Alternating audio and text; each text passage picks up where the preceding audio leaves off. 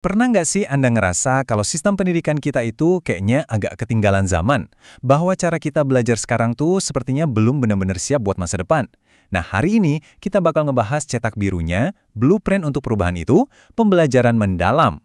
Dan ini ya bukan cuma sekedar metode baru, tapi ini adalah sebuah revolusi cara kita memandang belajar. Yuk, kita mulai dari pertanyaan yang paling mendasar ini. Di dunia yang sekarang ini udah banjir informasi dan serba AI, kemampuan kita buat sekedar hafal fakta itu jadi makin gak relevan kan? Justru yang jadi mata uang masa depan itu adalah kemampuan kita buat mikir kritis, kolaborasi, dan berinovasi. Nah, pembelajaran mendalam ini ngajak kita buat fokus ke sana. Oke, pembahasan kita hari ini akan berpusat pada 3 pilar utama yang saling berhubungan. Kunci suksesnya pembelajaran mendalam ini adalah ketiga fondasi ini harus dibangun barengan, nggak bisa satu-satu. Ada karakteristik kelas yang baru, peran siswa yang baru, dan juga peran guru yang baru. Mari kita bedah satu persatu ya. Fondasi yang pertama adalah lingkungan belajarnya itu sendiri, ya kan? Kita nggak bisa dong ngarepin hasil yang beda kalau ruang kelasnya masih sama aja dari dulu. Jadi, sebetulnya kayak gimana sih wujud ruang kelas yang benar-benar siap untuk masa depan? Nah, ini dia nih pergeseran yang paling mendasar. Dulu, guru itu kan sumber segala jawaban. Sekarang, tujuannya itu beda banget. Memberdayakan siswa biar mereka jadi penjelajah yang aktif, yang bisa mencari tahu sendiri, bukan lagi sekedar jadi penerima informasi yang pasif. Jadi, intinya gini, di kelas modern ini proses menemukan itu sama pentingnya dengan hasil akhirnya. Pembelajarannya sengaja dibuat relevan dengan dunia nyata, siswa juga belajar kerja bareng dalam tim, dan penilaian itu bukan lagi ujian akhir yang nakutin, tapi lebih ke umpan balik terus-menerus buat bantu mereka berkembang.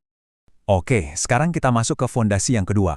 Logikanya, kalau ruang kelasnya udah berubah, ya peran siswa di dalamnya juga harus ikut bertransformasi dong. Mereka bukan lagi objek yang diajar, tapi subjek yang aktif mengambil alih pembelajaran mereka sendiri. Dan model ini, nih, keren banget buat ngegambarin kerangka peran baru siswa itu. Model ini dibagi jadi 3 area yang saling ngedukung. Kalau ketiganya bisa dikembangkan bareng, ini bakal nyiptain seorang pembelajar yang benar-benar berdaya. Coba kita lihat ya bagiannya. Bagian pertama, belajar untuk belajar. Maksudnya apa?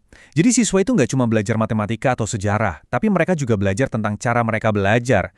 Mereka jadi ngerti apa kekuatan mereka, tahu gimana cara pakai kritik biar lebih maju, dan yang paling penting, mereka secara aktif megang kendali atas pendidikan mereka sendiri. Selanjutnya adalah relasi. Karena belajar itu kan nggak sendirian. Ketika siswa merasa jadi bagian dari sebuah komunitas kelas yang suportif, wah, itu jadi bahan bakar yang kuat banget. Koneksi yang baik ini bikin mereka jadi lebih berani buat ngambil tantangan-tantangan yang lebih sulit. Dan bagian terakhir dari model siswa ini adalah aspirasi. Ini tuh kayak kombinasi ajaib antara ekspektasi yang tinggi dari lingkungan, tapi di saat yang sama juga relevan sama minat pribadi si siswa. Ketika pembelajaran nyambung sama apa yang mereka peduliin, motivasi mereka itu bisa meroket. Tentu saja ya, ruang kelas yang baru dan siswa yang berdaya ini butuh peran guru yang juga berevolusi. Inilah pilar ketiga kita. Guru bukan lagi jadi satu-satunya sumber pengetahuan, tapi lebih seperti arsitek dari pengalaman belajar itu sendiri. Peran baru ini benar-benar pergeseran besar, dari ahli di atas panggung menjadi pembimbing di sisi. Sebagai aktivator, guru itu tugasnya nyalain api rasa ingin tahu.